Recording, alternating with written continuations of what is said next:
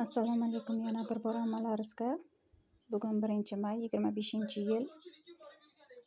8 ta 2,5 metrlik ko'rpachalarimiz, arqonlik, hamma tikilishlari, choklari overlockga yopilgan.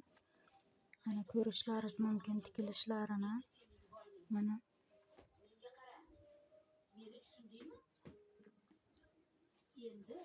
ko'rpachalarimiz mana.